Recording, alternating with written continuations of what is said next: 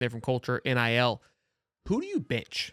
Going into a 2025 season, who is going to have if you had to pick a guy like this guy's going to have the least successful season out of the three, who you putting down? Who you saying, hey, coach, it's just not going to be your year, big guy. This is a fun one. This is a fun one. I'm teetering chattering back in my head as we speak, so I'm going to let you go first. No, you're good. I mean, I'm picking Kalen DeBoer. I mean, we all know Ah, that I don't think Alabama is going to be as good as everyone thinks they are this year. Do they have all the talent in the world? Yes, but are they going through a bunch of changes? 100%. Uh, once again, this is not the same Alabama team. We saw it last year when they just got trounced by Oklahoma out of nowhere. The team was not good. Oklahoma was not good. They couldn't do anything on offense. They didn't block very well. They're going back to a new quarterback change. I mean, and it's a different style quarterback. I think these are all big things, and I just don't see that this Alabama team with their schedule. Once again, I still think they're going to lose 4 or 5 football games. They're going to be that sweat to make that playoff again. I promise. before you go, Cody, I might make an audible here because I feel like this answer is too easy. Is it DeBoer? No, it's not. Okay, never mind. Show goes on. Cody, you're up.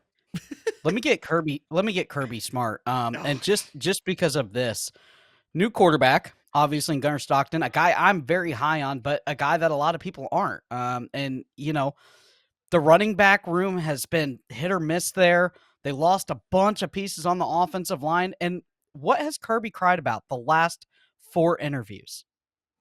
That he can't keep players, that he can't, these players are young and they're learning on the fly. That tells me that he saw during spring ball, he doesn't like what he has on defense and on offense. okay. Not a bad take. Look, I don't hate the take because I think it's kind of fun to pick Georgia, obviously being a Gator fan. For me, though, Kirby has kind of moved into that Saban-esque where you really don't pick against him. He hasn't given you a reason to pick against him just yet. I wanted to pick against Sark, but they are so loaded with talent. And when you have the highest rated prospect in Arch Manning, I feel like their schedule isn't necessarily as daunting as the other two. It's hard for me to pick Sark too. And that's where I was leaning forward to Board because like you kind of nailed it on the head with new quarterback, new system, new offensive coordinator. And again, that necessarily wasn't their issue. Their issue was on the other side of the ball. And I don't think they necessarily did anything to overcome those things. So I love the Kirby take though. I love that you kind of stepped out and did that because I would like to pick it too, but it's one of those kind of I say like old flashcards where you can't go against it because of what he's done for so long. But look, I think Georgia takes a step back. I think even though if they do take a step back, I think it's still better than the latter. Let me say this real fast. When is the last time that UF had a fighting chance to beat Georgia? You felt it in your bones. Agreed. Minus the DJ Lagway injury, everybody felt it in that stadium that yes, finally we caught Georgia. And this year, I I think don't it's think we even catch more them. so. I think we lap them this year. And call it Homer, call it orange and blue goggles or Gatorade or whatever you want. Georgia has taken a step back. They have problems internally. They have the driving incident over and over and over again.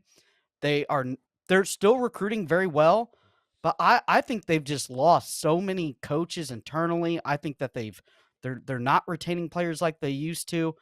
And they're still getting picked away at the NFL left and right. I just think they're on a downward slump here. They're going to get good again, but I think at this point Florida is better than Georgia. We haven't said that since I don't know, the COVID year. You got them fired up here today, boys. I love it. Look, I don't think there's the slippery slope is with the quarterback room for me as well. Again, outside of Stetson, you really don't have much you're hang your hat on. Again, I can't say that too much. I mean, Carson Beck prior to last year, I think was exceptional. But yeah, I don't know what Gunner's going to do. But yeah, I do think they steps back. I think offensive line, there's some things there, but lost a lot of talent to the defense. Along to Texas too. So maybe this was a good one too. I was gonna do a quick audible if you said yeah, it's DeBoer. I was gonna put I think Ryan Day would have been a fun one too. That one might have made a little more of a do of who do you bench. That one could It would have been hard to bench Ryan to every won a national title after all the smoke we gave him maybe we could last do year. this another segment of this and we do Some Franklin Big Ten coaches. Day. Yeah.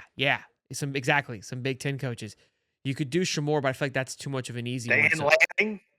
oh, that's Lanning. a great one. Oh Wow. yeah, Well, that's a great one. boys, come back next week. There's our big three. That one's juicy. Spicy. That one's good. Good stuff there. We could have put Brian Kelly into this one, honestly, too. We could have thrown him in this That's mix. true. I think I that benched was him some immediately. stuff. Hey, everybody's benching Brian Kelly. Okay, nobody likes him. That is true. I'm benching him just out of